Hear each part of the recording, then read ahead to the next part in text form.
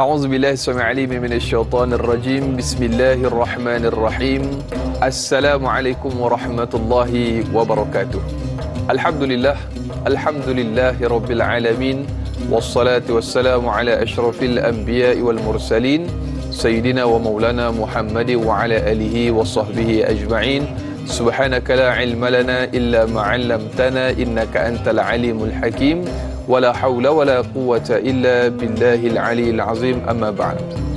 Apa khabar para penonton Tanyalah Ustaz, biar tahu jangan keliru. Saya mengharapkan walau di mana jua anda semua berada, mudah-mudahan senantiasa dalam keadaan sihat walafiat, dirahmati dan disayangi oleh Allah Subhanahu wa taala. Amin Allahumma amin. Alhamdulillah, syukur kehadrat Allah Subhanahu wa taala, kembali kita bersiaran pada pagi ini, pagi 6 Jun 2023, hari Selasa, bersamaan dengan 16 Zulqa'dah 1444 Hijri.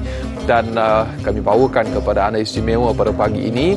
Kita kembali bersiaran bersama Ustaz Dr. Nur Muhammad Hadi untuk topik pancaran wuduk di akhirat dalam bab uzur. Jadi kita telah pun bersama-sama di studio pada pagi ini Al-Fadhil Ustaz Dr. Nur Muhammad Hadi. Assalamualaikum Ustaz. Waalaikumsalam warahmatullahi wabarakatuh. Sihat Ustaz? Alhamdulillah sihat. Baik, jadi bila mana kita sebut tentang pancaran wuduk di akhirat ataupun dalam bab uzur hari ini Ustaz Doktor, kita sambunganlah Ustaz untuk siri sebelum ini telah pun sama-sama kita diskusikan, tapi sebelum itu kita mengalung-alungkan yang sebagai doktor kepada para penonton yang ingin mengajukan soalan dan juga kemusykilan yang berkaitan topik kita pada pagi ini. Anda boleh hubungi kami menerusi talian bebas tool yang tertera di kaca TV anda, atau paling mudah terus sahaja tinggalkan soalan anda, kemusykilan anda menerusi ruangan komen di Facebook Tanyalah Ustaz TV3. Dan jangan lupa yang menonton menerusi Facebook Live untuk tekan butang kongsi. Sama-sama kita bantu sebar luaskan, mudah-mudahan bermanfaat insya-Allah. Dan Tanyalah Ustaz juga bersiaran serentak menerusi TV3 dan TV9. Di TV9 kita lanjutkan 30 minit siaran tambahan sehingga jam 8.30 pagi. Jadi terus dia menonton sehingga ke hujung siaran dan juga rancangan kita insya-Allah. Baik, istimewanya pada pagi ini Ustaz Doktor, kita akan tunjukkan ataupun ceritakan juga bagaimana praktikal wuduk yang biasanya kalau orang sihat ambil ini tak ada masalah. Betul. Tapi untuk orang yang uzur ni insya-Allah kita akan bicarakan dan juga kita tunjukkan kepada para penonton pada pagi ini. Tapi sebelum itu, untuk mukadimah ataupun pembukaan pada pagi ini, mungkin ada sesuatu yang ingin dikongsikan kepada para penonton Ustaz. Bismillahirrahmanirrahim. Assalamualaikum warahmatullahi wabarakatuh. Alhamdulillahirabbil alamin wassalatu wassalam ala asyrafil anbiya'i wal mursalin wa ala alihi wa ashabihi wa man tabi'ahum bi ihsanin ila yaumiddin. Amma ba'. Alhamdulillah, pertamanya kita memanjatkan segala puji dan syukur kepada Allah kerana dengan kerahmatannya, dengan kasih sayangnya, dengan izinnya Allah berikan kepada kita kesempatan untuk menjadi hamba Allah pada hari ini, supaya kita gunakan untuk mendekatkan diri kepadanya insya-Allah. Terima kasih pada Da'i Anas, satu mukadimah yang kita mudah faham dan kita ketahui apa yang perlu kita pelajari hari ini insya-Allah. Dan kepada semua kru TV, semoga Allah merahmati dalam program Tanyalah Ustaz. Semoga Allah meredai kerana dah usaha yang terbaik. Pagi-pagi lagi mereka sudah bersiap-siap untuk siaran. Untuk semuanya adalah untuk masyarakat kita, untuk ummah kita. Dan kepada semua para penonton yang dirahmati oleh Allah Subhanahu wa taala, semoga hari ini hidup kita diberkati oleh Allah Subhanahu wa taala. Bila kita sebut tentang pancaran wuduk, khususnya bagi orang yang sakit ini, sebenarnya kita yang tak sakit kita kena belajar. Sebab tu kalau kita lihat ada dalam sebuah hadis Nabi sallallahu alaihi wasallam, hadis yang dikeluarkan oleh Abu Daud di dalam sunannya, bagaimana satu ketika ada seorang sahabat baginda Nabi sallallahu alaihi wasallam, ini lelaki, dia keluar dalam keadaan bermusafir itu, ada seorang lelaki itu cedera. Lalu pada ketika itu lelaki itu dia tidak tahu adakah dia perlu bertayamum ataupun dia perlu mandikan dirinya. Dalam riwayat dia waktu itu dalam keadaan berjunub. Pada ketika itu dia dalam keadaan sakit, ada kawan-kawan sahabat-sahabat yang lain kata kamu kena mandi sebab orang yang berjunub, orang yang dalam keadaan berhadas, kamu kena menggunakan air. Waktu itu mereka pun ambil pandangan seperti mana yang disebutkan oleh kawan-kawan. Akhirnya apa yang berlaku, mati dia. Allahu akbar. Dan cerita ni sampai kepada Nabi SAW, dan Nabi kata apa? Kata baginda Nabi SAW, qatalahumullah. Kamu telah bunuhnya dan Allah akan bunuh kamu. Sebab apa? Sebab kata Nabi juga, ala sa'alu idza lam ya'lamu. Tidakkah kamu, kalau sekiranya kamu bertanya sesuatu perkara yang kamu tidak ketahui, kamu kena bertanya. Kemudian kata Nabi, fa inna shifa'al 'ai su'al. Sesungguhnya untuk ubat sesuatu kejahilan itu adalah dengan bertanya.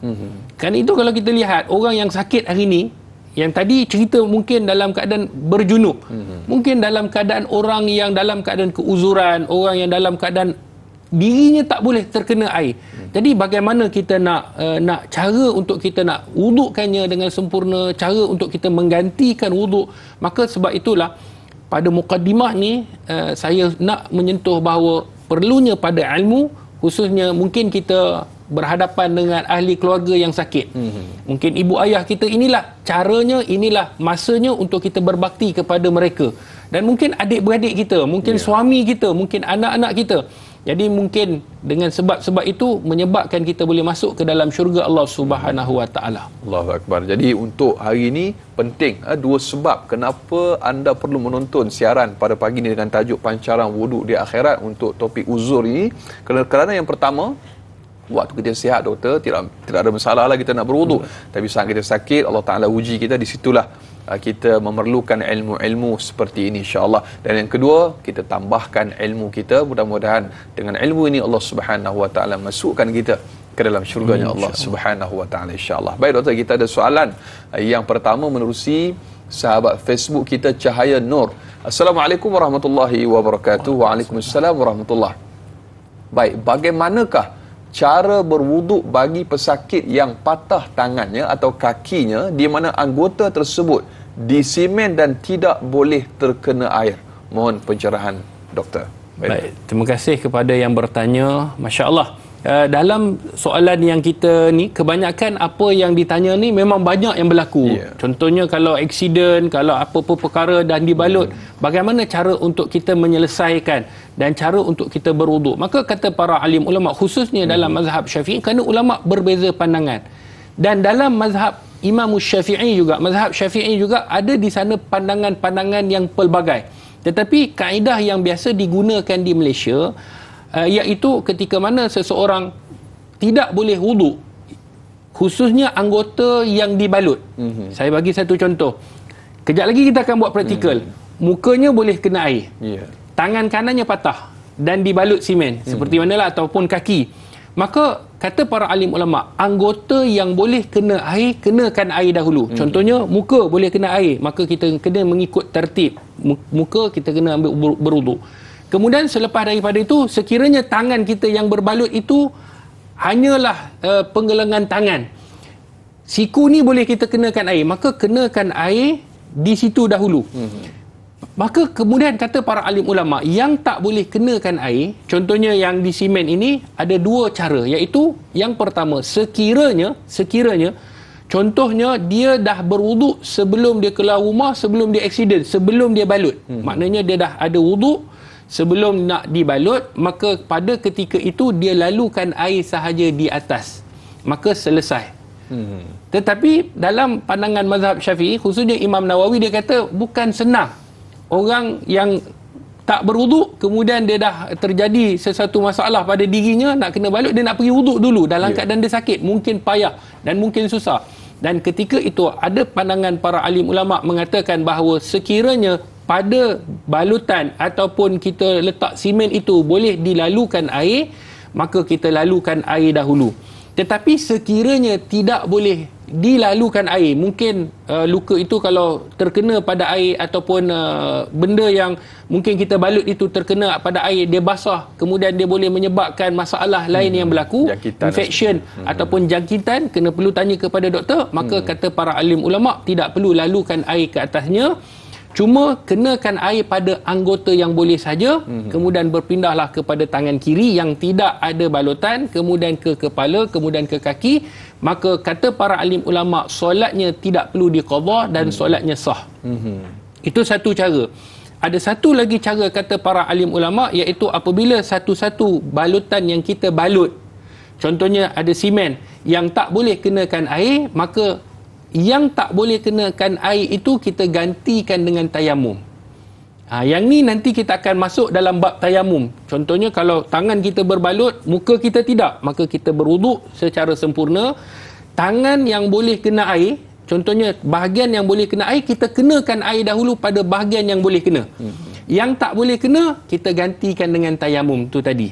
Itu satu lagi pandangan dalam mazhab Syafi'i. Apapun pandangan-pandangan ini, maka diterima, dan kebanyakan daripada pandangan kita ni di dalam Malaysia ni, khususnya dalam mazhab Syafi'i, mengambil pandangan yang pertama, iaitu kenakan air pada yang boleh, yang tak boleh lalukan air di atasnya sahaja, kemudian berpindah kepada bahagian anggota yang lain.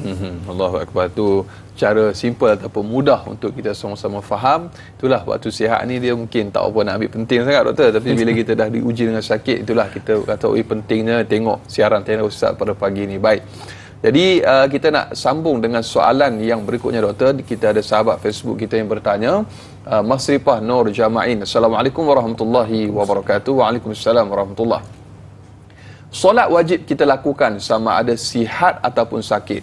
Bagaimanakah caranya untuk kita ambilkan wuduk untuk pasangan yang sakit terbaring di atas katil untuk ia menunaikan kefarduan solatnya? Dan yang kedua, bolehkah wanita yang uzur kerana haid untuk berwuduk sebelum tidur bagi kelaziman yang biasa dilakukan ketika suci daripada hadas besar? Mohon pencerahan doktor.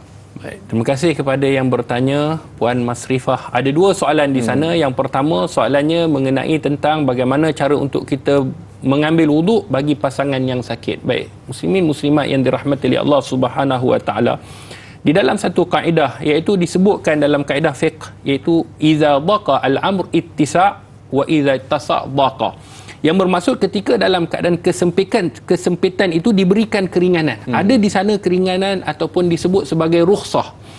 Dan apabila hilangnya kesempitan itu, hilangnya mudarat itu, maka dia kembali kepada hukum yang asal. Ini satu kaedah yang kita kena faham, bahawa sekiranya ada kesempitan, maka di sana ada kelapangan yang disediakan dalam hukum fiqh. Pada asalnya hukum mengambil wuduk ni adalah pada diri kita sendiri, tetapi di sana ada kesempitan. Apa kesempitan yang ada? Iaitu orang yang sakit itu tidak boleh mengambil. Kejap lagi kita akan tunjukkan praktikal. Maka siapa yang perlu kena ambil? Contohnya kalau di hospital, maka orang yang perlu ambil wuduk kepada orang yang sakit ini adalah orang yang sakit. Mungkin dia stroke, mungkin dia tak boleh bergerak tangan dia. Maka orang yang sepatutnya ambil wuduk ke atasnya adalah orang yang di sekeliling. Ahli keluarganya, abangnya. Kalau dia lelaki, kalau boleh cari orang lelaki. Sebab dalam mazhab Syafi'i, seperti mana di dalam ayat Quran, la mastumun nisa ni membatalkan wuduk. Bersentuh antara kulit lelaki dan kulit wanita ni membatalkan wuduk. Itu asas dalam mazhab Syafi'i.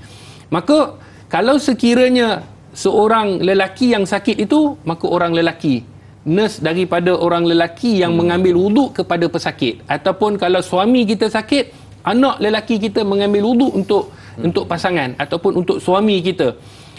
Sekiranya tidak ada, seperti mana dalam soalan, macam mana kalau sekiranya pasangan yang sakit itu mungkin tidak ada anak ataupun mungkin tidak ada orang lelaki, saya boleh tak ambil wuduk untuk suami saya?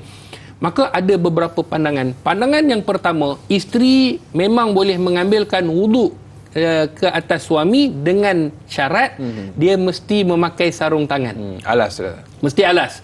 Maksudnya nanti kita akan wuduk kan, kita ambil sarung tangan, kita pakaikan sarung tangan kita lah. Jangan pakai sarung tangan kat dia. Sebab yang nak ambil wuduk ni kita. Maknanya kita spray atas tangan kita yang ada sarung tangan, maka kita sapukan ke atas mukanya dan minta dia berniat. Kita kena bagi tahu, bang, saya nak ambilkan wuduk abang, letak dekat air dekat atas muka abang, abang niat. Jadi kita tak boleh niat sebab nak mengambil wuduk ini dia. Maka kita sapukan di atas muka dia. Okey, itu satu cara. Kalau sekiranya tidak ada sapu tangan ataupun tidak ada sarung tangan, macam mana kita nak berwuduk? Maka kata para alim ulama di dalam Al-Majmu' Syarah Al-Muhadzab Imam Nawawi, sekiranya dalam keadaan darurat, waktu itu kita boleh mengambil wuduk tanpa ada alas. Berdasarkan seperti mana pandangan mazhab lain. Ada pandangan mazhab lain mengatakan menyentuh lelaki dan perempuan tidak membatalkan wuduk. Contohnya dalam mazhab Syafi'i, dalam mazhab Abu Hanifah, dalam mazhab dalam mazhab Imam Malik, dalam mazhab Abu Hanifah. Adapun dalam mazhab Syafi'i membatalkan wuduk bagi seorang lelaki yang ajnabi menyentuh ke atas wanita. Maka pada ketika itu kita mengambil sedikit keringanan disebabkan bukan semua orang boleh dapatkan sarung tangan. Waktu itu kata para alim ulama, wudukkan suami kita seperti biasa walaupun tidak ada sarung tangan. Tapi kalau ada sarung tangan, itu yang pertamanya kita kena pakai supaya tidak membatalkan wuduk ataupun memberikan wuduk itu sah. Baik, untuk soalan yang kedua, bolehkah wanita yang uzur kerana haid untuk berwuduk sebelum tidur bagi kelaziman yang biasa dilakukan? Maka kata para alim ulama, sekiranya dia berwuduk bukan untuk mengangkat, sebab dia memang dalam keadaan haid, kita tahu, tetapi untuk melakukan ibadah maka dia boleh dibenarkan untuk berwuduk seperti mana kelaziman yang dia lakukan. Begitu juga bukan saja berwuduk, begitu juga sekiranya dia dah membiasa membaca 3 kul. Kita kena faham, orang yang sedang dalam keadaan haid tidak dibenarkan untuk membaca Al-Quran. Kan? Tetapi dalam keadaan dia nak tidur, dia sentiasa melazimi membaca 3 kul, maka 3 kul itu dianggap sebagai zikir.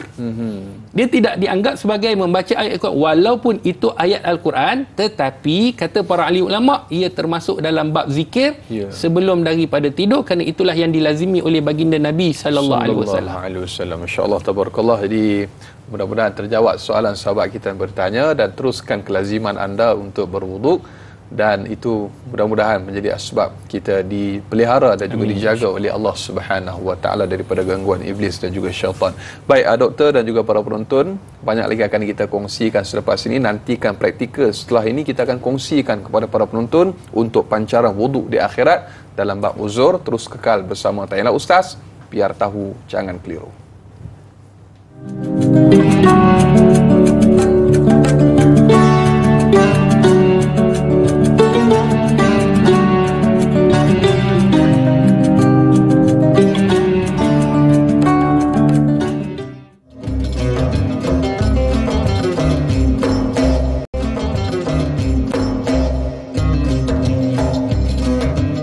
Alhamdulillah, kembali dalam Tanya Ustaz, biar tahu jangan keliru. Dan kita masih lagi bersama Dr. Nur Muhammad Hadi untuk sama-sama kita meneruskan diskusi topik kita pada pagi ini, pancaran wuduk di akhirat dalam bab uzur. Dan seperti mana yang telah pun kita war-warkan dan kita janjikan kepada para penonton, kita akan teruskan Fadil Doktor dengan praktikal ataupun sedikit amali untuk bagaimana berwuduk. Dan saya serahkan kepada Fadil Doktor. Silakan. Bismillahirrahmanirrahim. Terima kasih pada Da'i Anas. Hari ini minta maaf, Da'i berdiri, saya yang duduk. Sebenarnya kita nak tunjukkan praktikal. Ada beberapa isu mengenai cara untuk berwuduk. Ada orang yang sakitnya dia boleh wuduk dengan dirinya sendiri.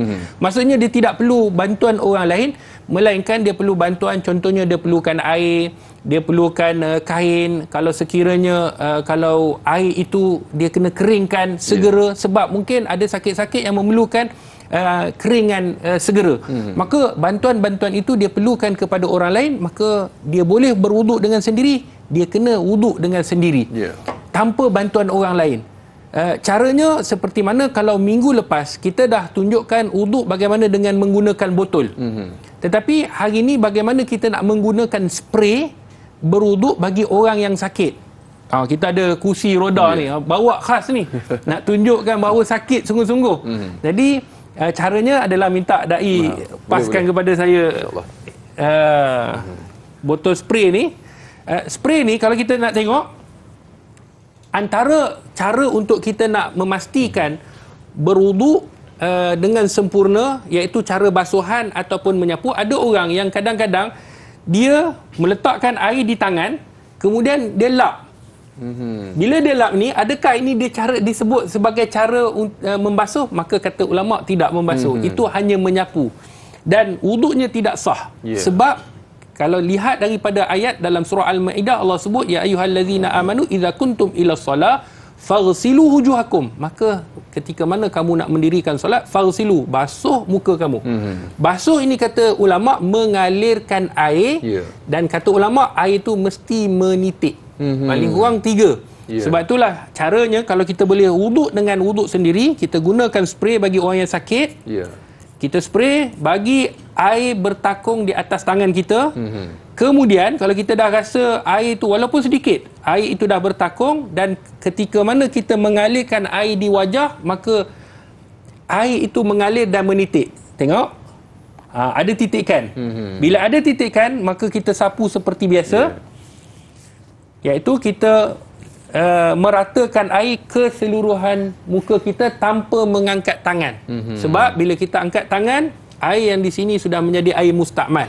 Maka kalau kita letak balik, maka basuhan yang pertama itu tidak sah. Sebab tu kita nak caranya nak menyempurnakan wuduk, letakkan air di tangan kita, kemudian kita menyapukan dan meratakan air. Ada titisan tu, ada titisan 3 paling kurang kata para ahli ulama. Kita dah tengok ada lebih kurang 5-6 tu dah kisah. Kemudian kita pusinglah macam mana kita nak pusing, kan? Kita ratakanlah air seperti mana yang kita nak, dan basuhan pertama tu sudah. Kata para alim ulama, perlu tak kalau kita tak nak menggosok, menggunakan spray? Contohnya kita nak spray, letakkan muka kita macam ni. Maka kata para alim ulama, dibenarkan untuk kita tanpa menggosok.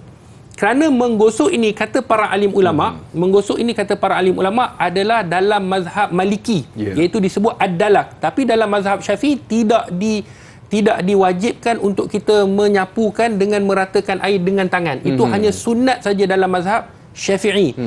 Katakan kalau kita spray begini dan meratakan semua air dekat tangan kita tanpa kita gosok, maka hukumnya tetap sah sekiranya air melekat kepada semua bahagian muka kita. Anggota muka tu. Anggota muka. Contoh tangan senanglah kalau kita sapu. Kita kadang-kadang kalau dekat kolah ni kita celup lah.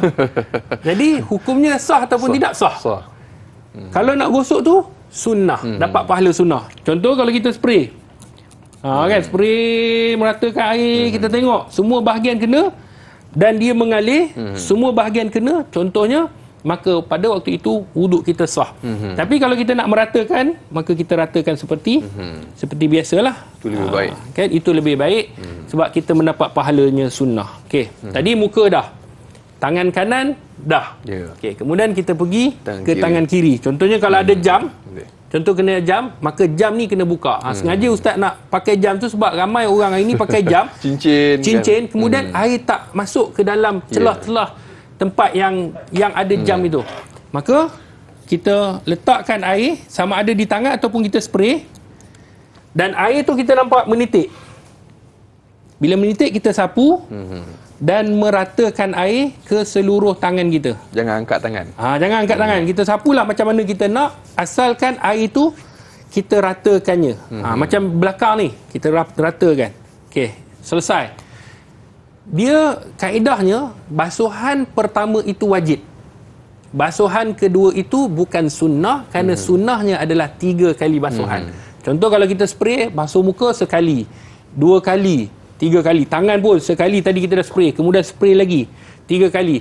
Kalau sekiranya lebih daripada 3 kali, hukumnya makruh. Faham betul-betul? Yang pertama wajib, maksudnya kita basuh sekali sudah cukup, memadai. Itu wajib. 2 kali tidak menepati sunnah. Sebab sunnahnya adalah 3 kali basuhan, 4 kali hukumnya makruh kerana telah melebih-lebih dalam membasuh. Maka kena ingat, daripada kita nak dapat pahala terus tak dapat pahala. Okey, itu basuhan belah tangan kiri. Kemudian membasuh kepala. Membasuh ataupun menyapu kepala ni di mana sahaja bahagian kepala kita. Contohnya kepala kita yang mempunyai rambut ataupun tidak. Kalau kita tengok nak basuh di sini boleh. Kadang-kadang ada orang remos dia kan. Kadang-kadang nak basuh sini boleh. Nak basuh sini boleh. Mana sahaja bahagian kepalanya, maka dia perlu meletakkan ataupun meratakan air ke kepala. Maksudnya menyapu 3 kali. Kemudian akhirnya kaki, basuhan di kaki seperti biasa, kita spray. Anggap kalau tengok air itu dah boleh mengalir dan dia dah jatuh, maka kita hanya sapu untuk meratakan air itu supaya kita nampak sapu. Buat kamera pen tu. Dia kena zoom sikit kaki Ustaz. Nampak? Bukan senang nak tunjuk kaki. Jadi kita meratakan air keseluruhan kaki kita. Contohnya ada orang tanya, Ustaz, basuhan di kaki tu, minta maaf Ustaz, tunjuk di kaki ni, adakah perlu sampai di sini ataupun kena lebih? Maka kata ulama, lebih baik lebihkannya sedikit. Maksudnya buku lali kita di sini, maka kita lebihkan sedikit supaya termasuk. Kerana kata Nabi SAW, wailul lil aqabi minan nar, iaitu celakalah orang yang tidak menyempurnakan wuduknya, basuhan di tumitnya, dan dia termasuk dalam golongan orang yang akan diseksa di dalam api neraka Allah. Maka lebih baik kita lebihkan sedikit. Tapi jangan lebih sampai ke betih pula.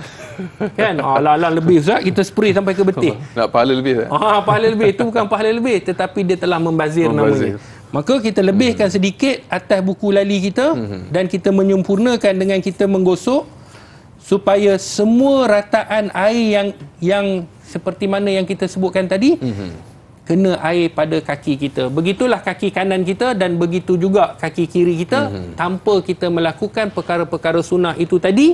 Contohnya perkara sunnah, kita berkumur-kumur, kita masukkan air ke dalam hidung, kita keluarkan air, kemudian kita menyapu telinga kita. Tak buat itu, maka tidak jadi masalah, kerana anggota wuduk ni ada 6. Anggota wuduk ada 4, dan 2 lagi adalah benda yang disebut sebagai kering lah. Yang pertama niat, yang kedua membasuh muka, yang ketiga menyapu ataupun membasuh belah tangan kanan dan tangan kiri, kemudian yang keempat menyapu kepala, yang kelima membasuh kaki kanan dan kaki kiri, yang keenam mengikut tartib. Mengikut tartib. Contohnya ada orang yang mungkin dia akan jadi lambat. Dia basuh muka, kemudian dia dalam keadaan sakit, basuh muka, dia berhenti kejap. Saya tak boleh, semput dia kata, basuh tangan kanan, tangan kiri. Maka kata dalam ulama mazhab Syafi'i, dibenarkan walaupun tidak disebut sebagai al-muwalat. Muwalat ni apa? Sahabat-sahabat berturut-turut. Dalam mazhab lain, lepas basuh muka, kena basuh tangan terus. Lepas basuh tangan kanan, tangan kiri. Lepas tu sapu kepala. Lepas tu basuh kaki. Kena berterusan. Dalam mazhab Syafi'i tidak ada. Maksudnya, basuh muka, kemudian dia nak relax kejap, boleh relax kejap. Take 5 kejap. Take 5 dulu. Takut semput. Betul. Kemudian kejap lagi dia sambung pula. Walaupun air yang ada dekat sini sudah kering. Dah kering. Kata para alim ulama. Walaupun air sudah kering, maka hukumnya tetap dibenarkan berdasarkan dalam sepotong hadis Nabi SAW, bagaimana Ibnu Umar. Ibnu Umar pada ketika dia sedang berwuduk di pasar, tiba-tiba ada panggilan jenazah di masjid. Maka ditinggalkan ketika itu, dia tak basuh kaki dia, dia pergi sampai masjid, barulah dia basuh. Maka kata ulama, berdasarkan itu Ibnu Umar, sahabat-sahabat lain tengok dan tak tegur kepada Ibnu Umar. Maka perbuatan itu diambil sebagai dibenarkan dalam mazhab Syafi'i. Tidak jadi masalah sekiranya kita nak rehat seketika.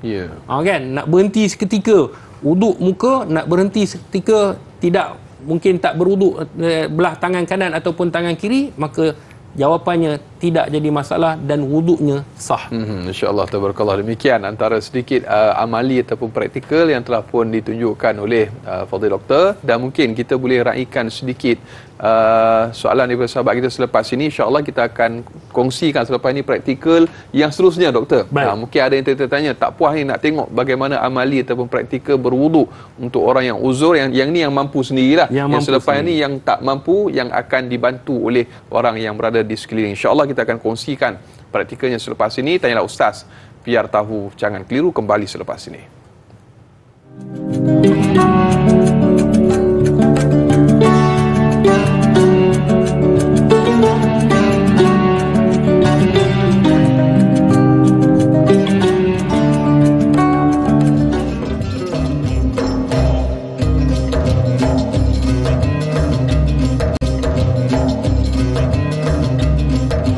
Alhamdulillah, kembali dalam Tanyalah Ustaz, biar tahu jangan keliru. Masih lagi kita membicarakan topik pancaran wuduk di akhirat dalam bab uzur. Kita bersama dengan Fadil Ustaz Dr. Nur Muhammad Hadi, dan tadi telah pun kita ceritakan ataupun kita tunjukkan sedikit bagaimana amali ataupun praktikal wuduk untuk orang yang uzur dan kadang dia mampu untuk mewudukkan dirinya sendiri, dan untuk saat dan ketika ini doktor kita nak tunjukkan ataupun sedikit praktikal. Sebelum itu kita nak raikan ada satu soalan yang berkaitan situasi pada ketika ini. Ada soalan daripada sahabat Facebook kita, Fadli Maksyah. Assalamualaikum warahmatullahi wabarakatuh. Waalaikumsalam warahmatullahi. Bagaimanakah cara berwuduk bagi mereka yang uzur, yakni kulitnya melecur kerana terbakar yang langsung tidak boleh terkena air? Apakah rukhsah atau keringanan yang diberikan kepada mereka? Mohon pencerahan doktor. Dan situasinya kurang lebih inilah, ada balutan sedikit di tangan akibat daripada mungkin melecur dan sebagainya. Saya serahkan kepada Al-Fadhil doktor. Bismillahirrahmanirrahim. Terima kasih kepada Dai Anas. Terima kasih kepada saudara yang bertanya, saudara Fadli. Kita ada pembantu kita, steward, seorang mu'alaf yang sudah alhamdulillah Allah berikan keizinan, kesempatan untuk bersama dengan kita dan telah memeluk agama Allah Subhanahu Wa Taala. Baik, sahabat-sahabat penonton yang dirahmati oleh Allah, bila kita kata tentang melecurnya tadi itu, kita kena tengok berapa peratus dan berapa banyak dan berapa bahaya. Sebab itu perlukan kepada nasihat doktor. Kerana doktor lebih tahu, lebih pakar sama ada kulit itu boleh dilalukan air ataupun tidak. Kalau tanya orang, contohnya tanya ustaz sendiri, mungkin ustaz kata, oh kena sebab kamu boleh nampak macam sihat, contohlah. Tetapi dalam keadaan begitu, yang boleh, yang pakar menjawab adalah bahagian doktor, bahagian kesihatan yang mengesahkan sama ada boleh lalu air ke atas bahagian yang melecur ataupun tidak. Sekiranya tidak boleh, maka caranya kita akan tunjukkan praktikal. Tetapi kita kena faham bahawa apa pun yang kita nak buat, biarlah kita bertanya kepada orang yang ahlinya. Contoh, kalau sekiranya kita nak dalam bahagian agama, kita tanyalah bahagian agama, cara berwuduk perlu lalu ataupun tidak. Tetapi apa pun kembali kepada doktor yang mengesahkan bahawa boleh ataupun tidak. Sudah pasti doktor yang perlu mengesahkan adalah doktor seorang Muslim. Sebab dia yang tahu bahawa perlu berwuduk ataupun tidak perlu berwuduk, dan boleh lalukan air ataupun tidak. Maka itu adalah jawapan daripada pihak doktor. Baik, boleh Dai tolong ambil kan? Saya nak tunjukkan. Baik. Okey, dan kain. Bayangkan sekiranya tangan sahabat kita ni dia melecur di sini, di tangan kanan. Maka bagaimana cara untuk kita mewudukkan sahabat yang melecur dalam keadaan mungkin dia tak boleh bergerak? Kalau kita sebut tadi boleh bergerak, maka dia perlu wuduk dengan sendirinya. Itu yang dilakukan oleh baginda Nabi sallallahu alaihi wasallam. Tetapi sekiranya dia stroke ataupun sekiranya dia tak boleh bergerak, maka yang perlu mewudukkan dia adalah orang yang sekeliling. Maka lelaki wudukkan lelaki, itu asalnya. Contoh, kalau ada jururawat yang daripada lelaki, kan, maka dia yang mewudukkan orang lelaki. Perempuan, dia yang wudukkan bahagian untuk perempuan. Caranya adalah seperti sama juga macam tadi, iaitu yang pertama, sama ada kita meletakkan air spray ni, kita letakkan air di tangan kita pada kadar yang kita rasa dia boleh mengalir dan dia boleh menitik, kemudian kita sapu daripada atas ke bawah dengan kita meminta dia berniat. Macam saya kata, okay, steward, berniat untuk kamu berwuduk kerana saya nak menyapukan air ke atas muka kamu. Jadi waktu saya letakkan, dia berniat. Maka saya pun menggosokkan mukanya seperti mana muka kita. Kita gosokkanlah jambang dia, janggut dia, tanpa kita mengangkat tangan. Okey.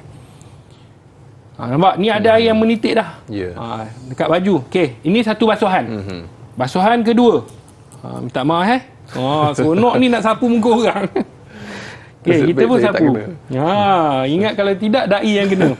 Jadi kita sapu di hidung, di misai dia, di janggut dia, kita sapukan dia. Dia ratakan ratakan air supaya air tadi sempurna mengenai seluruh wajah. Wajah ni daripada sini sehingga ke dagu, daripada anak telinga kanan hingga anak telinga kiri. Maka kita sapukan 3 kali. Baik, tangan kanan ni bayangkan dia tak boleh bergerak langsung. Kalau boleh bergerak, senang. Ni dia tak boleh bergerak tangan langsung. Maka apa yang kita buat? Kita ratakan, contohnya yang ni berbalut. Maka kita kenakan air pada tangan yang boleh dahulu. Baik, kita spray di tangannya. Okey, dah tengok air menitik dan kita boleh ratakan, kita ratakan air tu. Sapu. Yang tak boleh biarkan dulu. Yang boleh sini, Di sikunya kita angkat. Kalau orang yang stroke, okey. Contohnya kita angkat. Kalau boleh kena air, kita sapu kena air. Baik. Bila tak boleh, maka yang tak boleh ni, kata para alim ulama, sekiranya sebelum dia balut, kena faham betul-betul, sebelum dia balut, dia dah ada wuduk dah. Maksudnya dia dah berwuduk siap-siap, kemudian baru doktor balut. Maka balutan itu hanya sapukan air di atasnya saja dengan cara tadi ni kita dah sapu, kita dah basuh dah tadi, kemudian kita lalukan air di atasnya saja. Di atas balutan. Kena gosok perlahan-lahan tu. Gosok pelan-pelan. Contohnya lah, kita gosok, maka wuduknya tu dah sah. Dia mengambil hukum daripada jabirah. Kan? Iaitu orang yang dibalut sama ada dengan simen ataupun dengan kain, maka dia mengambil hukum seperti mana kita sapu khuf. Kan? Kalau stokin kulit itu, contohnya orang yang di musim sejuk, dia nak sapu di atas tu, dia kena berwuduk dulu. Betul. Baru dia pakai, kemudian baru boleh sapu di atas. Okay. Itu hukum yang diambil menggantikan tempat yang tak boleh kena air. Tapi sekiranya, kata para alim ulama, sekiranya dia tak berwuduk, Ustaz, bukan saya nak tahu doktor nak balut bila. Saya nak pergi wuduk, pergi tanda, saya sedang sakit. Inilah yang disebutkan oleh Imam Nawawi, sekiranya dia tak berwuduk sebelum dibalut. Maka apa yang perlu dilakukan? Dia lakukan seperti biasa. Air yang boleh kena pada tangan, kenakan seperti biasa. Ratakan air, basuh tangan tu, dah menitik. Yang tak boleh ini, kata ulama, sapukan air di atas. Sekiranya boleh kena air, sekiranya tidak boleh kena air, biarkan dia. Dan kata ulama dalam mazhab Syafi'i, kalau sekiranya dia sakit dalam keadaan beberapa hari, maka dia kena qada solat. Contohnya, balutan itu 3 hari. 3 hari itu masih dalam keadaan boleh qada solat, maka qada solat. Tetapi kalau sekiranya melebihi daripada 3, contohnya 7 hari, sebulan, nak qada solat dalam keadaan 30 kali dengan 5 waktu, mungkin susah, sukar. Maka kata para alim ulama ketika itu, khususnya dalam mazhab Imam Syafi'i, pandangan Imam Nawawi, tidak perlu qada solat. Saya ulang sekali lagi supaya kita faham jelas. Dalam 2 situasi. Satu situasi, sebelum balut, dia dah berwuduk. Maka lalukan air ke atas balutan itu, maka tak perlu qada solat dan wuduknya sah. Yang kedua, sekiranya dia tak berwuduk, tak sempat wuduk sebelum dibalut, caranya bagaimana? Caranya adalah dengan kita membasuh anggota yang boleh dibasuh. Kalau tangan kanan tu contohnya balut dia sikit, maka yang boleh kita basuh dahulu, yang tak boleh kena lihat keadaan. Kalau boleh lalukan air ke atasnya, maka lalukan. Kalau sekiranya tak boleh, contoh kadang-kadang ada kain yang meresap, doktor kata jangan bagi kena air langsung. Walaupun air yang boleh, orang kata sapu tu dia boleh meresap, bahaya. Maka pada ketika itu jangan lalukan dan ikut keadaan. Satu keadaan, sekiranya balutan itu dalam tempoh, contohnya dia balut 3 hari ataupun 4 hari, maka waktu itu kata ulama dia kena qada solatnya balik. Sebab anggota tu tadi tak kena air. Ni dalam mazhab Syafi'i. Sekiranya tempoh tu lama, balutan tu memerlukan sebulan, 2 bulan, mustahil dia nak qada salat. Maka di sana ada rukhsah, ada kelonggaran. Kata ulama, tak perlu qada salat, dah cukup dengan dilalukan air itu saja. Ini dalam pandangan mazhab Syafi'i. Jadi kesimpulannya, wuduk seperti orang yang lumpuh ataupun orang yang melecur, wuduknya seperti biasa. Kita wudukkan daripada tangan kanan pergi ke tangan kiri, kemudian menyapu kepala, kemudian membasuh kaki. Okey, itu bagi orang yang lumpuh. Bagi wanita pula, nak wudukkan suami boleh. Pakai sarung tangan. Maksudnya pakai sarung tangan tadi, letak air, kita minta suami niat, maka kita buat. Sama ada dia duduk ataupun dia baring. Sekiranya sarung tangan tu tidak ada, mungkin tak mampu nak beli, mungkin tak sempat, takut keluar daripada waktu, ketika itu kata para alim ulama, kita boleh membasuh ataupun mengambil wuduk atas suami kita tanpa sarung tangan, berdasarkan pandangan-pandangan yang tadi tu. Dibenarkan menyentuh kulit berdasarkan pandangan mazhab-mazhab yang lain. Baik. Disebab di sana ada kemudaratan yang susah, yang sukar untuk kita bendung. Itu yang disebutkan oleh para alim ulama. Baik. Kemudian doktor, kalau sedikitlah tambahan, kalau pesakit itu dia tak sedarkan diri, bagaimana kita nak bantu dia untuk solat? Sikit. Baik, sahabat-sahabat yang dirahmati oleh Allah, apabila seorang pesakit yang pengsan ataupun dia mungkin tak sedarkan diri, maka ketika itu gugurlah solat ke atasnya. Sebab solat ini dia mesti sedar. Dia tak boleh gila, dia tak boleh pengsan, dia tak boleh tidur. Kalau tidak, anak kita tengah tidur, tak apa, mau ambilkan wuduk, kau niatlah solat solat dalam keadaan tidur, tak boleh. Dia mesti sedar. Maka sekiranya dia pengsan dalam keadaan kena bius, waktu itu hukumnya berubah. Iaitu dia kena sedarkan dirinya. Kalau waktu contoh dibius pukul 12 tengah hari, bangun itu sampailah pukul 7 petang, Zuhur dan Asar itu dia kena qadha. Itu yang disebutkan oleh para alim ulama. Timing tu penting juga. Timing tu penting, kena tahu juga. Allahu akbar, insya-Allah tabarakallah. Jadi ini antara sedikit praktikal ataupun amali yang telah pun kita kongsikan, dua keadaan di mana yang mampu mengambil sendiri wuduk untuk dirinya dan yang tidak mampu, itu antara yang dapat sama-sama kita kongsikan.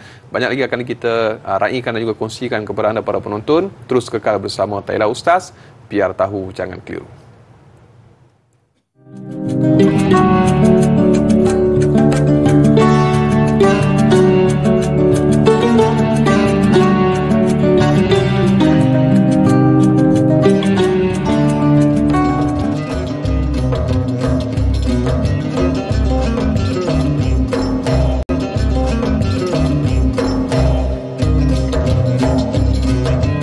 Akademi Al-Bayan membawa impian besar untuk melahirkan golongan pendakwah yang berupaya menyebarkan syiar Islam dengan menggunakan bahasa yang difahami oleh bangsa mereka sendiri, sekaligus menjadikan mereka ini sebagai aset terpenting umat Islam. Ayo, sama-sama kita santuni mu'alaf agar mereka mengenal Islam.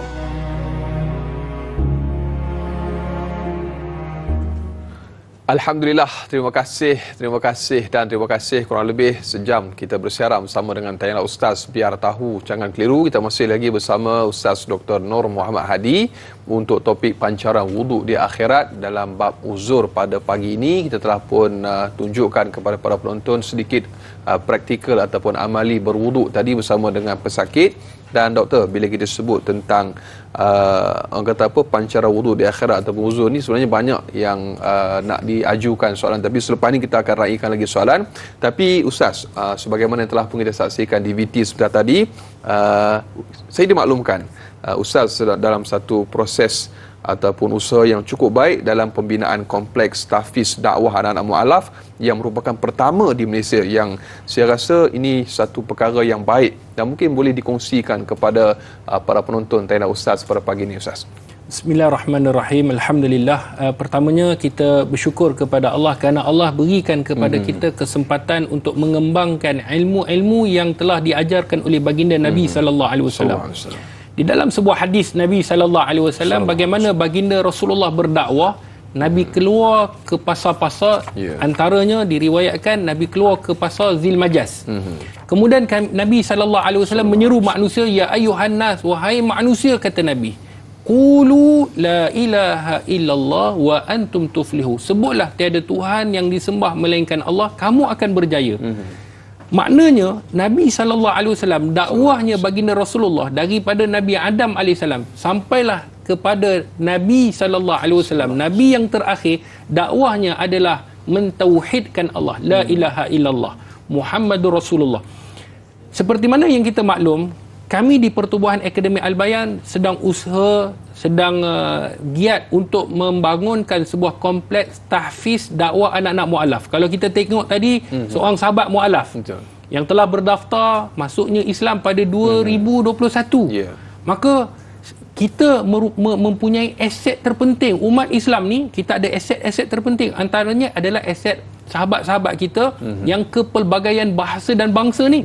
Mungkin dai boleh berceramah dalam bahasa Melayu, tetapi tidak mungkin boleh berceramah dalam bahasa Cina mungkin, ataupun dalam bahasa Tamil mungkin, ataupun dalam bahasa-bahasa yang pelbagai, etnik-etnik yang pelbagai. Kerana itu kita nak menggunakan aset kita, umat Islam yang ramai di Malaysia ini dengan pelbagai bahasa dan bangsa untuk mereka berdakwah di jalan Allah. Kita nak lihat peratus umat Islam di Malaysia ni makin hari makin meningkat. Betul. Kesedaran orang tentang agama Allah ni makin. Inilah saham kita. Kerana apabila wujudnya kompleks ini, kita melahirkan da'i mu'alaf daripada anak-anak, mereka akan menghafal Quran. Kemudian bukan itu saja, mereka akan belajar tentang dakwah. Bukan itu saja, mereka akan belajar tentang Al-Quran, tentang apa sahaja ilmu-ilmu untuk mereka berdakwah di jalan Allah. Mereka akhirnya mereka akan jadi pendakwah. Dan apa ganjaran yang kita buat akan dapat dalam kita membangunkan sebuah kompleks? Yang pertama, kita akan membina rumah Allah. Maka ayuh, kalau kita tengok tadi sebuah kompleks yang ada di sana, iaitu tempat untuk kita melakukan ibadah solat. Dan sesiapa yang telah membina rumah Allah, seperti mana dalam hadis, Allah bina rumahnya dalam syurga. Kan itu saya sebut banyak kali, kalau rumah kita dah ada dalam syurga, maka jalan untuk ke syurga tu mudah. Kalau rumah kita telah dibina, contohnya saya duduk di Nilai, maka saya mesti akan pergi ke Nilai. Tak mungkin saya pergi rumah orang. Maka sebab itulah peluang untuk kita berinfak, maka dia terbuka luas untuk nak membina rumah Allah seperti mana yang tertera. Dan apa yang kita bina ni pula untuk mengajak orang yang bukan Islam untuk faham tentang Islam. Kalau kita tengok seperti mana yang ni, dia ada kompleks 3 pintu. Ada pintu di belah kanan masjid ni, di sebelah kanan yang kita tengok ni pintu budaya Cina.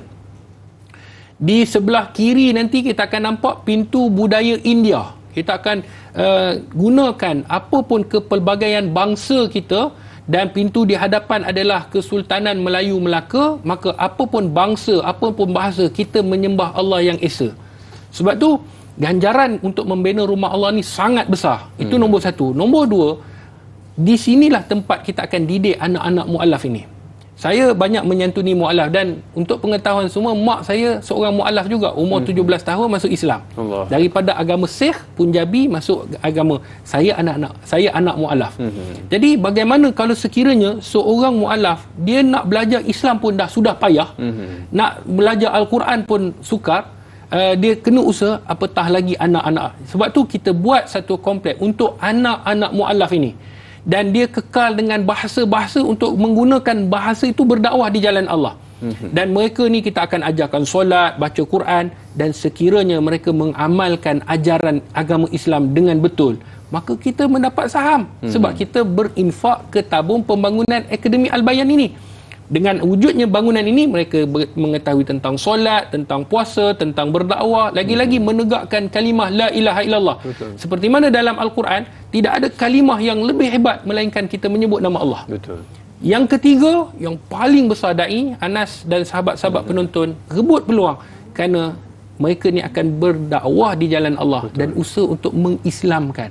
Dan ganjaran mengislamkan orang sangat besar. Allahu Akbar. Kita menyelamatkan orang daripada api neraka Allah. Kita menyelamatkan orang daripada kekufuran. Bukankah amalan yang paling baik adalah kita menyuruh orang dan meminta orang supaya faham tentang Islam, untuk kembali kepada agama fitrah? Maka kata Nabi dalam sebuah hadis, dia lebih baik daripada unta merah. Sesiapa yang dapat mengislamkan orang, hadis yang sahih, maka dia lebih baik daripada mendapat unta merah. Unta merah pada zaman Rasulullah itu adalah nikmat dunia yang paling hebat lagi. Betul. Paling tinggi. Maka kata Nabi, lebih baik. Betul. Maka saya mengajak kepada semua sahabat-sahabat penonton yang dirahmati oleh Allah, sekiranya saya tak mampu untuk nak buat seorang diri, saya tak mampu untuk nak membangunkan seorang diri, dan saya pun tidak mampu untuk nak membina seorang diri. Betul. Saya memerlukan sahabat-sahabat. Sama ada untuk membantu daripada segi doa, membantu daripada segi kewangan, membantu daripada segi sebarkan kepada kawan-kawan yang lain, semoga satu hari nanti saham akhirat kita terus berkekalan, kerana kita telah mendapat kelulusan daripada Majlis Agama Islam Melaka untuk mendapat kebenaran kutipan. Kita telah mendapat kebenaran daripada Ketua Menteri Melaka. Kita telah berjumpa dengan Mufti Melaka. Alhamdulillah mendapat kebenaran. Kita dah jumpa juga dengan Jabatan Agama Islam Melaka. Jadi semua yang kita buat mengikut saluran yang betul. Kerana kita nak bangunan itu bukan hari ni buat, esok masalah. Kita ikut saluran, kita pergi ke majlis, minta kebenaran, semuanya dokumen lengkap dan sebagainya. Jadi kita harapkan sumbangan kita, peluh kita, sumbangan hasil kita sampai kita meninggal dunia, ia terus berkekalan. Kerana itu, ayo sama-sama kita boleh layari dalam laman web yang tertera, nombor akaun yang tertera. Mungkin hari ni tak menyumbang, hari Jumaat boleh sumbang. Mungkin hari Jumaat tak boleh sumbang, hari Khamis. Kerana kata Nabi, penutup pintu amalan bagi mingguan ini setiap hari Khamis. Seperti mana di dalam hadis. Tutuplah dengan kita bersedekah. Kalau tak boleh nak sumbang hari-hari, sedekah subuh. Sedekah subuh tengok ni sumbang ke tabung pembangunan. Semoga Allah merahmati dan meredai semua penyumbang-penyumbang yang mendoakan dan yang membantu untuk berdakwah di jalan Allah. A'udzubillahi minasyaitonirrajim. Ma 'indakum yanfad wa ma 'indallahi baq. Sadaqallahul azim. Apa yang ada di sisi kamu akan habis, kata Allah, dan di sisi Allah itulah yang kekal selama-lamanya. Dan semestinya cabaran sebagai seorang mualaf satu perkara yang besar, dan bila terbinanya akademi seperti ini, ia sedikit sebanyak menyumbang ataupun membantu mereka-mereka dalam meneruskan kerja-kerja dakwah. Ini satu usaha yang baik untuk sama-sama kita bantu Akademi Al-Bayan ini. Fadhil Doktor, kita ada mungkin sedikit untuk kita raikan daripada sahabat kita soalan. Sebelum kita tamat di TV3, kita ada soalan daripada Sahziatul Sidik. Baik, kita nak kembali untuk pancaran wudu di akhirat. Soalannya ialah, bagaimanakah bagi yang terlibat dengan kemalangan dan kecederaan juga melibatkan anggota wudu? Apakah keutamaan bagi mereka untuk mengambil wudu agar kesempurnaan wudu dicapai hatta dalam keadaan sedemikian? Sedikit pandangan daripada Doktor. Baik, sahabat-sahabat yang dirahmati oleh Allah Subhanahu Wa Taala, bagi mereka yang cedera pada anggota wuduknya, maka seperti mana yang kita maklumkan, anggota yang boleh kena air, dia kenakan air. Itu benda yang wajib. Muka tak terlibat, maka muka kena basuh dengan sempurna. Tangan kanan tak terlibat, tangan kanan kena basuh dengan sempurna. Tangan kiri tak terlibat, tangan kiri kena basuh dengan sempurna. Kepala tak terlibat, kepala kena sapu dengan sempurna, mana-mana bahagian kepala. Dan sekiranya kaki yang patah, contohnya kaki belah kanan, tak boleh kena wuduk, maka pada waktu itu ada dua cara. Satu, menyapu air di atas balutan, seperti mana yang kita tunjukkan tadi. Yang kedua adalah dengan menggantikan dengan tayamum. Maka kata para alim ulama, yang kedua kenapa Ustaz tak sentuh? Sebab ini adalah pada episod yang akan datang. Sebab kita nak fokuskan pada pandangan-pandangan yang muktabar itu tadi. Maksudnya, kalau kaki kanan kita tak boleh kena air, sekiranya air itu tak boleh, maka caranya adalah dengan kita melalukan air. Kalau boleh, lalukan air kalau tidak berbalut. Kalau dia berbalut, maka lalukan di atas balutan, kata ulama. Sekiranya tak boleh di atas, kata ulama, maka pandangan yang kedua, gantikannya dengan tayamum. Maksudnya, menggantikan tayamum, kita buat dengan cara tayamum lah. Kemudian kaki kiri kita tak berbalut tadi, elok, maka kita basuhlah kaki kiri kita, maka sempurnalah wuduk kita. Sebab tu sahabat-sahabat yang dirahmati oleh Allah, apabila anggota yang sihat boleh kena air, caranya kenakan air dulu. Yang tak boleh kena air, maka kita kena tanya diri kita, dah berwuduk tak sebelum balut? Sekiranya dah berwuduk, lalukan air di atas balutan. Kalau sekiranya tak berwuduk sebelum balut, maka pada ketika itu, kata ulama, lalukan air juga, tetapi kena qada. Ataupun kalau banyak sangat nak kena qada, pada waktu itu lalukan air, tak perlu qada. Itulah pandangan seperti mana yang disebutkan dan ditanya oleh Sahziatul Sidik. Alhamdulillah, mudah-mudahan terjawab soalan sahabat kita yang bertanya berkenaan dengan cara ataupun kaedah berwuduk tadi. Dan banyak lagi para penonton akan kita kongsikan untuk topik pancaran wuduk di akhirat dalam bab uzur ini. Kita bersama dengan Dr. Nur Muhammad Hadi. Terus kekal menonton Tengok Ustaz, biar tahu yang keliru. Kita akan tamat di TV3. Kita akan sambung lanjutan 30 minit siaran tambahan di TV9. Bersua di TV9 selepas ini. Akademi Al-Bayan membawa impian besar untuk melahirkan golongan pendakwah yang berupaya menyebarkan syiar Islam dengan menggunakan bahasa yang difahami oleh bangsa mereka sendiri, sekaligus menjadikan mereka ini sebagai aset terpenting umat Islam. Ayo, sama-sama kita santuni mu'alaf agar mereka mengenal Islam.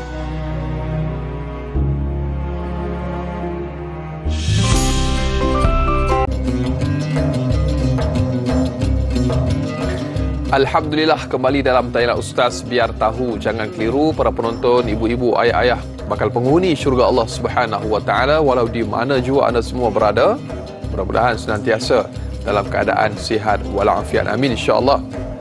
Dan kita masih lagi para penonton bersama dengan Dr. Nur Muhammad Hadi untuk kita teruskan diskusi ataupun perbincangan topik kita pancaran wuduk di akhirat dalam bab uzur pada pagi ini.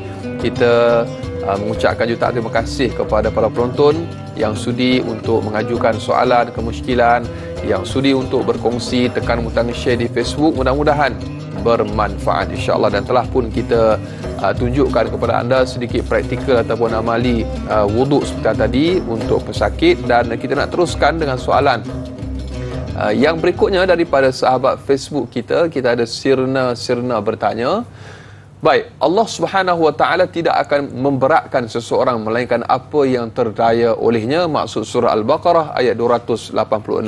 Dan soalannya, doktor, bagaimanakah cara wuduk bagi pesakit yang di tangannya dipasangkan jarum untuk dimasukkan ubat dan ditampal pelekat? Mohon penjelasan, terima kasih. Sedikit tambahan tadi Ustaz dah ceritakan. Sedikit tambahan. Bismillahirrahmanirrahim. Terima kasih kepada Puan Sirna yang sudi bertanya. Seperti mana yang Allah sebut di dalam surah Al-Baqarah ayat 286 yang bermaksud iaitu la yukallifullahu nafsan illa wus'aha, iaitu Allah tidak akan memberatkan seseorang melainkan dengan apa yang termampu. Dan bertepatan di dalam surah At-Taghabun ayat yang ke-16, Allah Subhanahu Wa Taala menyebut fattaqullaha mastata'tum, bertakwalah kamu kepada Allah dengan atas kemampuan kamu. Kerana itu di dalam apa yang kita ajarkan, maksudnya apa yang disebutkan oleh para alim ulama, sebenarnya dia memudahkan kita, bukan memayahkan kita.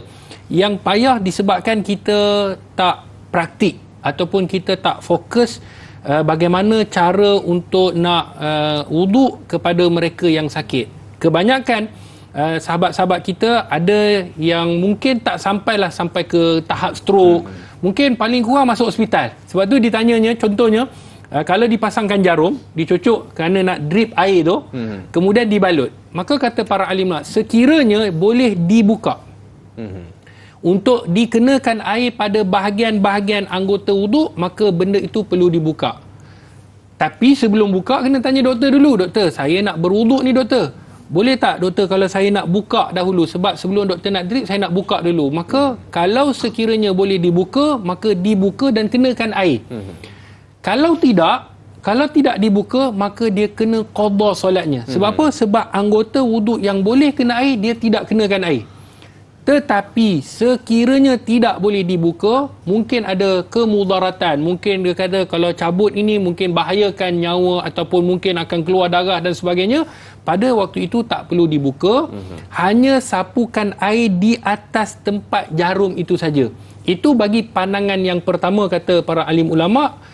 Dan ada juga yang menyatakan kalau sekiranya tak boleh ataupun ada bahagian-bahagian yang tak boleh terkena air, maka boleh digantikan dengan tayamum. Cuma tayamum ni Ustaz nak simpan pada minggu hadapan supaya kita syarah lebih lanjut. Kesimpulannya, benda yang boleh dibuka, contoh dilekatkan pelekat, maka kita kena buka, tanya doktor, maka kita kena lalukan air. Tak boleh, kita hanya lalukan air di atas tempat itu saja.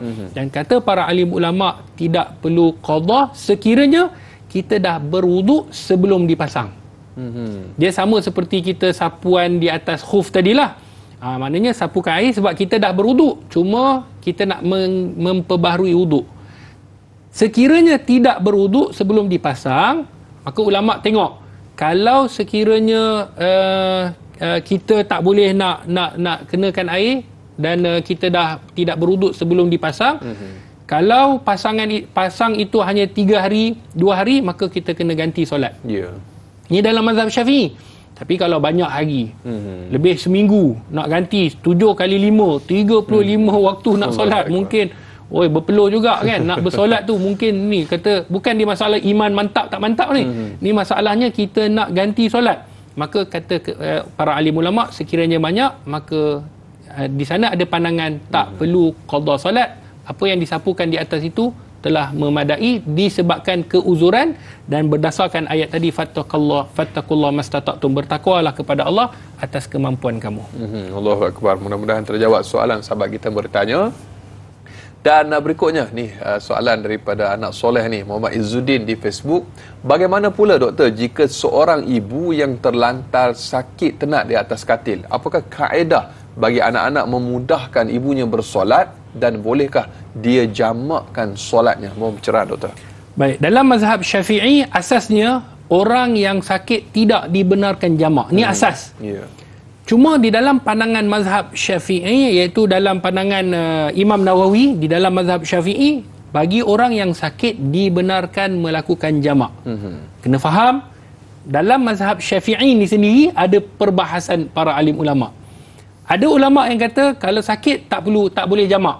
Ini pandangan Imam Syafi'i sendiri. Kata sakit tak boleh. Yang boleh jamak seperti mana dalam hadis, sama ada khauf, takut, ataupun kerana matar, kerana hujan, maka pada ketika itu boleh dilakukan jamak, ataupun dalam keadaan musafir boleh dilakukan jamak. Cuma Imam Nawawi kata apa? Dalam mazhab Syafi'i dia kata sekiranya sakit dan lihat pada keadaan sakit itu. Kalau sakit hati tak boleh. Saya sakit hati ustaz, hari ni saya nak jamak, tak boleh lah.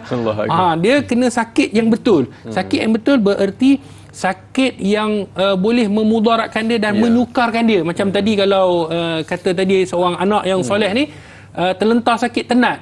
Jadi bagaimana kalau kita nak memperbaharui wuduk, kita nak suruh, mungkin sukar. Pada ketika itu pandangan Imam Nawawi diterima pakai. Ini juga ditulis oleh para mufti kita. Maka kita gunakan pandangan Imam Nawawi. Maka orang yang sakit terlantar dan uzur yang kita tahu sukar bagi dia untuk nak solat awal waktu ataupun pada waktunya, maka ketika itu boleh disebutkan sebagai jamak, boleh dilakukan jamak. Dan cara kaedah untuk kita nak solatkannya itu seperti biasa, kita wudukkan. Kalau tadi kita dah tunjuk orang yang mungkin tak berbalut, kita wudukkan dia seperti biasa. Sebelum nak basuhkan muka ibu kita, kalau ibu tak perlu pakai sarung tangan, sebab ibu kita tak boleh nikah. Walaupun berbeza jantina, suami isteri kena, ataupun orang yang boleh kita nikahi kena. Kalau ibu kita niat, maksudnya kita ambil wuduk, kemudian kita suruh ibu kita berniat, kita sapukan, ratakan, alirkan air ke muka, maka sempurnakan wuduk muka, kemudian tangan kanan, kemudian tangan kiri, sapu kepala, kaki kanan, kaki kiri. Dan solat dalam keadaan bagaimana keadaan, sama ada dia baring ataupun dalam keadaan dia duduk. Allahu akbar. Tu demikian antara sedikit panduan, dan mudah-mudahan terjawab soalan sahabat kita. Dan berikutnya doktor, kita ada sahabat pemanggil yang pertama di talian pada pagi ini. Halo, Assalamualaikum. Waalaikumsalam warahmatullahi wabarakatuh. Dai Anas Kamis dan juga Dr. Nur Hadi. Saya Omar Abdul Majid daripada Felda Cini Timur 3, Pekan Pahang. Assalamualaikum doktor dan Dai. Waalaikumsalam warahmatullahi wabarakatuh. Soalan saya begini doktor. Kalau sekatu kemalangan berlaku doktor dan si pesakit ni masa kemalangan dan dibawa ke hospital dan anggota ni telah pun dipotong doktor contoh kaki ke tangan ke sebelah.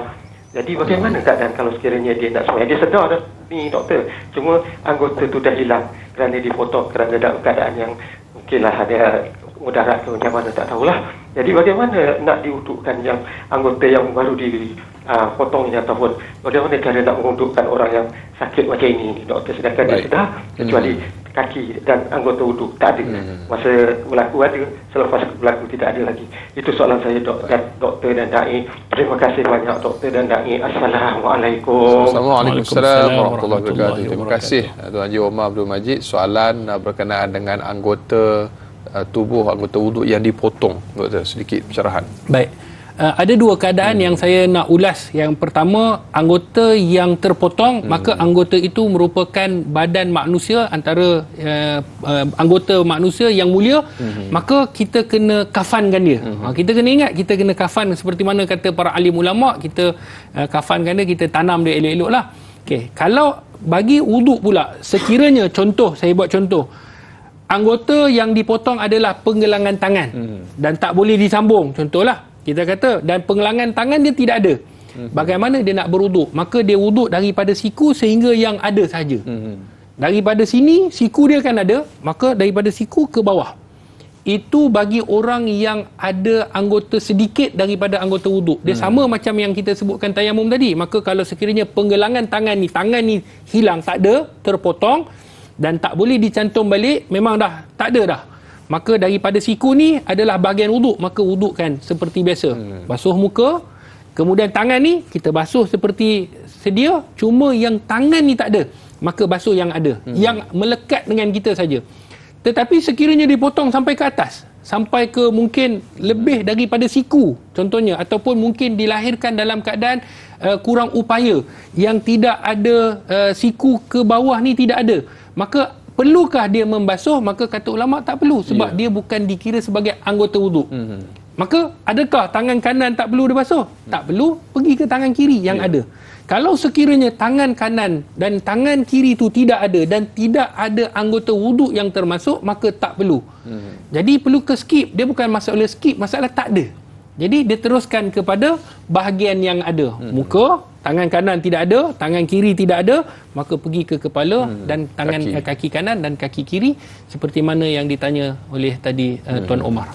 Allahu Akbar. Dan selepas ini para penonton kita akan ceritakan sedikit perkara-perkara yang makruh ketika berwuduk, dan insyaAllah doktor kita akan kongsikan selepas ini. Terus kekal bersama dengan Tayangan Ustaz, biar tahu jangan keliru.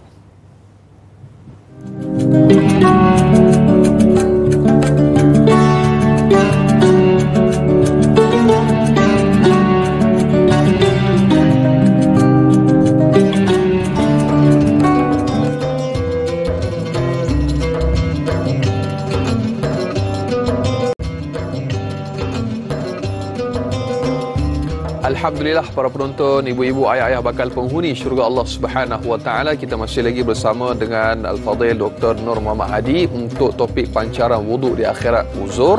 Dan tadi sebelum kita berehat, perkara makruh ketika berwuduk yang kita minta penjelasan daripada Fadhil Doktor. Dan walaupun kita berwuduk setiap hari, mungkin ada perkara-perkara yang kita buat ni sebenarnya adalah perkara yang makruh. Daripada nak dapat pahala, kita buat benda makruh pula. Jadi sedikit pencerahan daripada Fadhil Doktor. Baik, sahabat-sahabat penonton yang dirahmati Allah, ada beberapa perkara yang apabila kita buat dia menjadi makruh. Yang pertama, basuh secara berlebihan. Kita dah kata dah basuh sehingga ke siku, dan lebihkan sedikit, tetapi dia basuh sampai ke ketiak.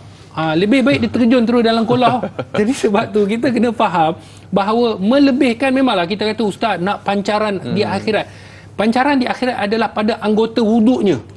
Sebab itu kalau kita basuh pada kadar yang telah disebutkan oleh Nabi SAW, dan melebihkan sedikit itu supaya kita meyakini bahawa telah masuk pada kadar yang diwajibkan.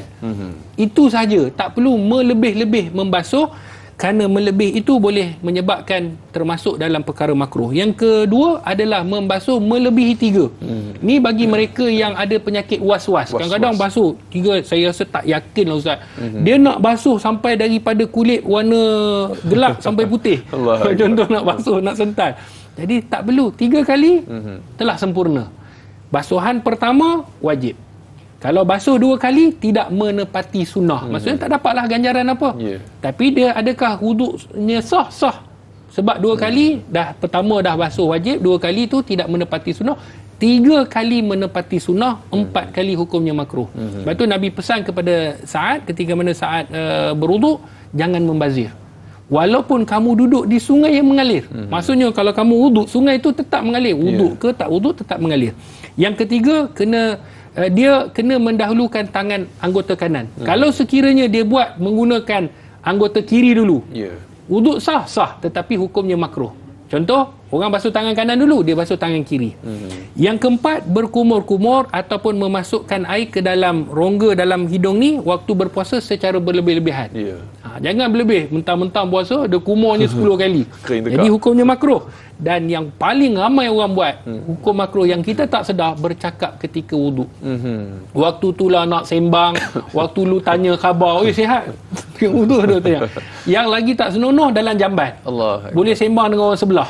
Jadi dalam bilik air ni, kalau boleh kita jangan bercakap, kerana percakapan yang tidak diperlukan itu hukumnya makruh, khususnya dalam keadaan kita berwuduk. Bila doktor sebut was-was, jadi pastikan orang yang uzur, siapa yang nak wudukkan dia tu, jangan dia orang yang was-was lah. Kalau tidak, kesian dengan berbalut bandage dan sebagainya, sampai jatuh semua bandage-bandage. Jadi satu perkara yang penting lah untuk sama-sama kita hayati dan kita manfaatkan. Baik, kita ada soalan yang berikutnya daripada Mentari Senja di Facebook. Baik, Mentari masih lagi belum senja pada ketika ini.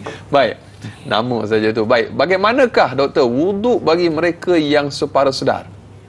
Mungkin baru sedar dari pengsan atau sembuh dari ditidurkan, baru lepas serangan sawan atau kesan ubat bius, kerana risiko salah dalam berwuduk dan ibadah itu tinggi. Dan adakah sah wuduk dalam separuh sedar sebegini? Dan adakah perlu mengulanginya apabila kembali pulih dan sepenuhnya? Sekian, terima kasih doktor. Baik, sahabat-sahabat penonton yang dirahmati oleh Allah, terima kasih kepada Menteri Senja. Apabila kita bercakap tentang ibadah, ibadah mesti dilakukan dalam keadaan kita ni waras. Kalau sekiranya separa sedar itu, kalau dia tidak tahu dalam keadaan khayal, dia tak tahu mana anggota yang wajib dan mana anggota yang tak wajib, pada ketika itu dia tak boleh wuduk dengan sempurna dan tak boleh solat dengan sempurna. Sebab solat ini mesti dia tahu apa yang dibacakan. Mesti dia sedar ini adalah rukun, dia tahu ini adalah syarat. Dia mesti membezakan antara rukun dan syarat, dan dia mesti tahu tentang pergerakan-pergerakan dalam solat dia. Maka barulah solatnya diterima oleh Allah Subhanahu Wa Taala berdasarkan apa yang disebutkan oleh para ahli ulama. Sebab tu orang yang kena bius ataupun orang yang baru pengsan dalam keadaan sedar, dia duduk dulu, berehat dulu. Sebab kita dah bicarakan mengenai contohnya orang yang bangun solat subuh terlewat. Dia bukan sengaja. Ada orang yang dia kata tapi dia tak Setiap hari Setiap hari Contohnya 5 minit. Dia dah bangun dah pukul 6. 5 minit dulu. 5 minit tu dia sampai pukul 11. Orang Kedah kata tu dia.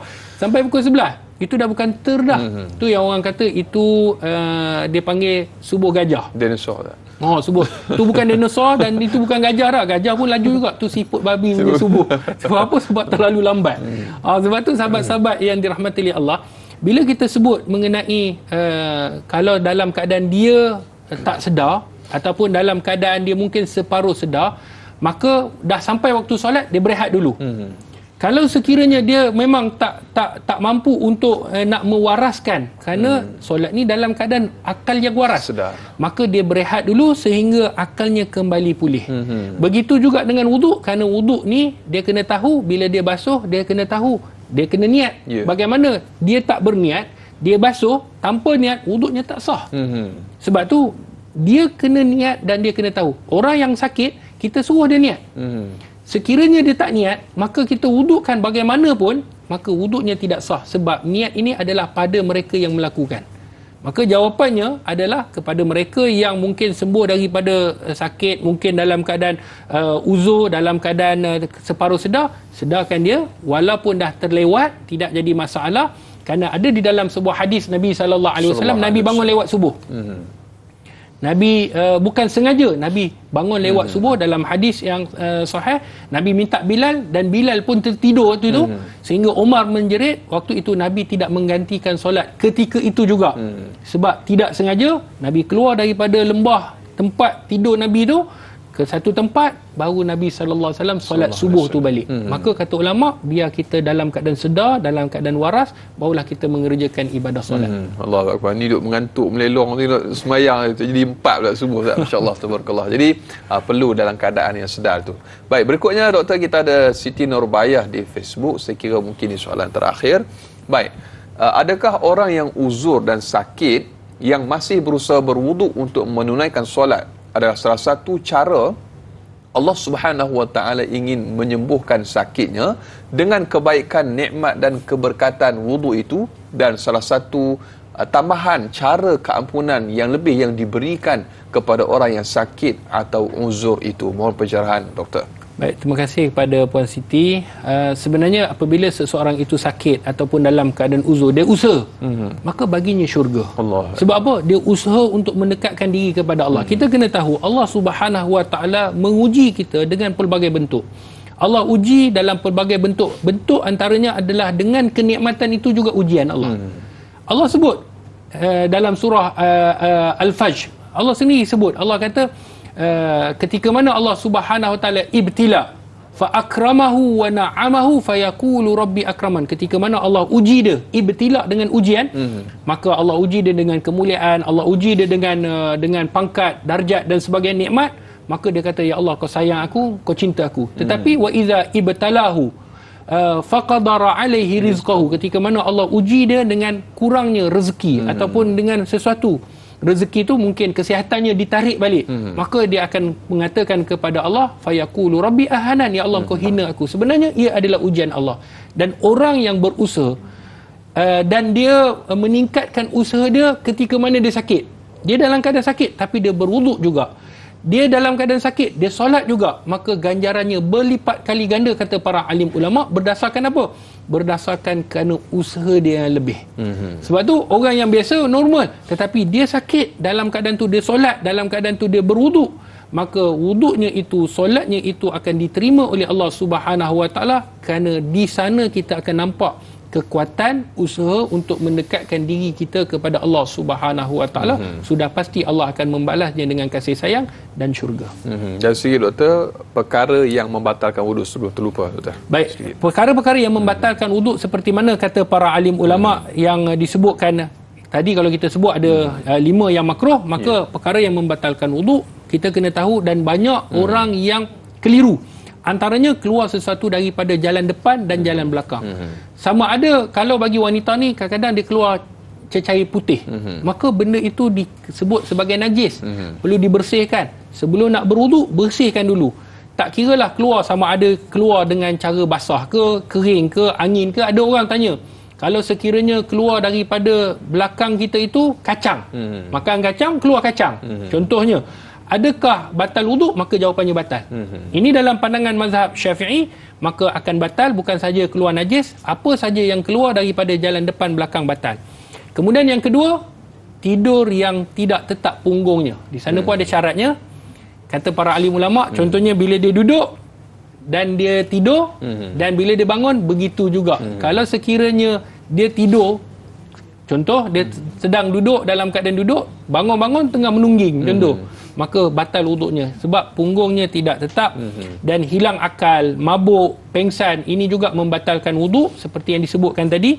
Kemudian bersentuh lelaki, kulit lelaki dengan kulit wanita yang boleh dikahwini membatalkan wuduk. Dan yang terakhir, menyentuh kemaluan sendiri ataupun kemaluan orang membatalkan wuduk. Dengan tapak tangan. Kalau sentuh di belakang tidak jadi masalah. Sentuh di depan tapak tangan, sama ada kemaluan kita ataupun orang, maka dia membatalkan wuduk dalam mazhab Imam Syafi'i. Yang kita boleh tekap ni Ustaz. Yang kita boleh tekap. Ingat dulu kat sekolah tu bila tersebut tu betul ingat. Baik, yang terakhir sekira para penonton bakal penghuni syurga Allah Subhanahu Wa Taala terjawab segala soalan dan juga kemusykilan berkaitan dengan topik kita, pancaran wuduk di akhirat dalam bab uzur pada pagi ini, dan telah pun kita kongsikan praktikal ataupun amali wuduk untuk orang yang uzur. Semoga Allah Taala berkati kita, dan saya kira kita telah pun sampai ke penghujung siaran kita pada pagi ini, dan kita ucapkan terima kasih kepada Fadil Dr. Nur Muhammad Hadi, dan kita minta Ustaz ataupun Doktor tutup dengan sedikit doa, mudah-mudahan Allah Subhanahu Wa Taala memberkati kita. Sedikit Doktor. Bismillahirrahmanirrahim. Alhamdulillahirabbil alamin, wassalatu wassalam ala asyrafil anbiya'i wal mursalin wa ala alihi wa sahbihi ajma'in. Amin ya Allah. Ya Allah, ya Tuhan kami, pada hari ini kami mengangkat tangan kepadamu ya Allah. Amin. Tiada Tuhan yang kami sembah melainkan Engkau ya Allah. Kepadamu kami berserah ya Allah. Kepadamu jua ya Allah kami meminta.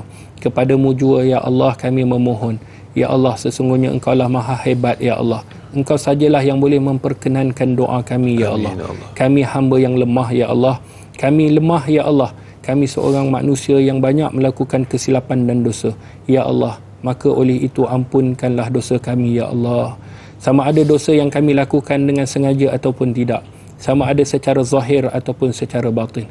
Ya Allah, ampunilah dosa kedua ibu bapa kami, ya Allah. Rahmatilah mereka seperti mana mereka merahmati kami sewaktu kami kecil. Ya Allah, ya Tuhan kami memohon kepadamu, ya Allah. Ada dalam kalangan kami yang susah, maka bantulah, ya Allah. Ada dalam kalangan kami yang belum mendapat hidayah, berikanlah kepada kami hidayah. Ada dalam kalangan kami, ya Allah, yang mempunyai sakit, maka sembuhkanlah, ya Allah. Ada dalam kalangan kami yang berdosa, ampunilah dosa kami, ya Allah. Ada dalam kalangan kami yang mempunyai keaiban, maka tutuplah keaiban kami. Ada dalam kalangan kami yang berhajat kepada sesuatu, ya Allah. Jika hajat itu baik untuk kami, ya Allah, jika Engkau perkenankan hajat kami, ya Allah, maka Engkau permudahkanlah segala urusan kami dunia dan akhirat. Ya Allah, ya Tuhan kami, angkatlah kejahilan ke atas kami, ya Allah. Terimalah segala ibadat yang kami lakukan, ya Allah. Matikanlah kami dalam kebaikan, ya Allah. Jangan kalah matikan kami dalam kesesatan dan dalam keadaan maksiat. Terimalah semua amal ibadat kami, ya Allah, yang kami lakukan. Didiklah hati kami supaya ikhlas kerana-Mu, ya Allah. Jadikanlah anggota badan kami sentiasa melakukan ibadah kepadamu, ya Allah. Jadikan lidah kami sentiasa menyebut nama-Mu, ya Allah. Terimalah doa kami ini, ya Allah. Rabbana atina fid dunya hasanah wa fil akhirati hasanah wa qina azaban nar. Wa sallallahu ala sayyidina Muhammad. Walhamdulillahi rabbil alamin. Amin amin ya rabbal alamin. Alhamdulillah para penonton, terima kasih sekali lagi kita ucapkan kepada Dr. Nur Muhammad Hadi untuk sama-sama kita telah pun selesai membicarakan pancara wuduk di akhirat dalam bab uzur pada pagi ini.